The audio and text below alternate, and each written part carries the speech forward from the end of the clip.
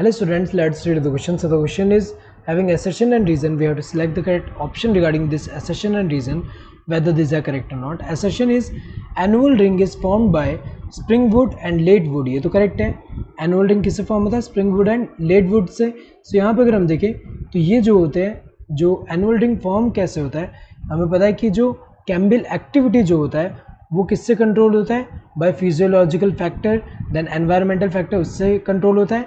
और अगर हम देखें जो टेम्परेट क्लाइमेट वाला रीजन जो होगा वहाँ पे अगर हम देखें तो जो क्लाइमेटिक कंडीशन जो है वो क्या यूनिफॉर्म नहीं होता थ्रू आउट द ईयर, जिसकी वजह से अगर हम देखें डिफरेंट सीजन में डिफरेंट कैम्बिल एक्टिविटी देखने को मिलता है.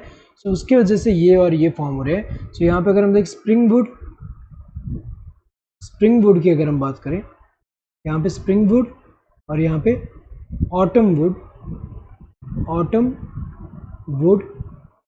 तो स्प्रिंग वुड जो होता है ये कब फॉर्म होता है? स्प्रिंग सीजन में. और ऑटम वुड जो है ये कब फॉर्म होगा? ये ऑटम सीजन में.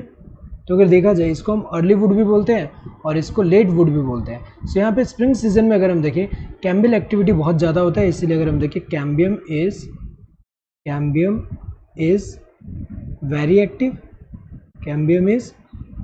एक्टिव. जबकि ऑटम में अगर हम देखें cambium is less active.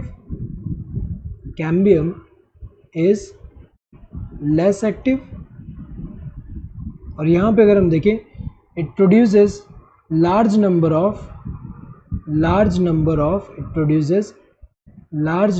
of xylary elements.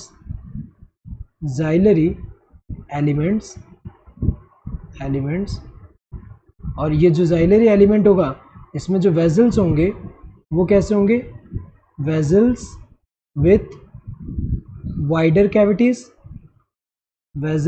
Wider cavities. और यहाँ पे क्या होगा?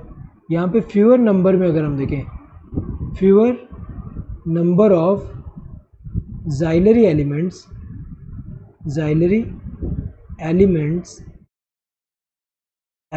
प्रोड्यूस्ड. सो यहाँ पे अगर हम देखें लार्ज नंबर में प्रोड्यूस होता है, इसमें फ्यू नंबर में प्रोड्यूस होता है. और इसका जो वेजल्स होंगे उसमें क्या होगा? वेजल्स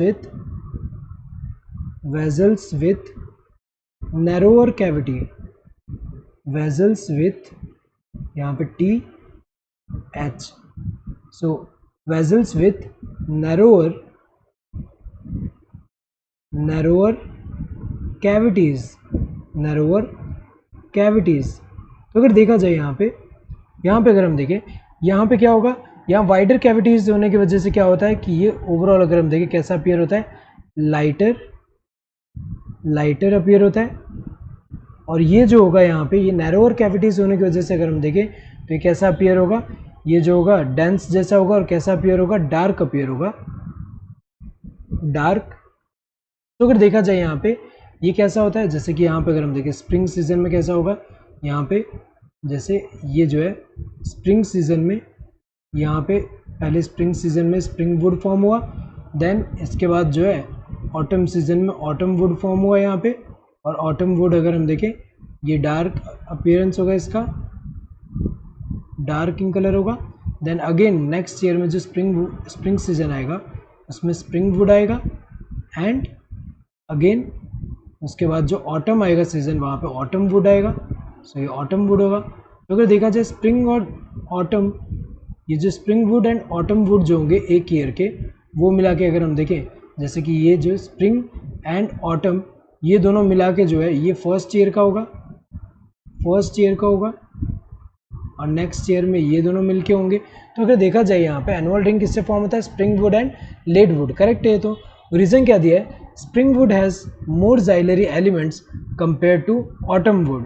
तो अगर देखा जाए यहाँ पे स्टेटमेंट जो है यहाँ पे ये वाला जो है सही है, क्योंकि स्प्रिंग वुड में अगर हम देखें xylary एलिमेंट ज़्यादा होता है as compare to autumn would.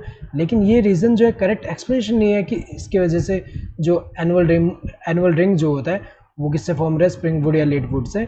सो दोनों स्टेटमेंट ट्रू है, but reason is not a correct explanation of assertion.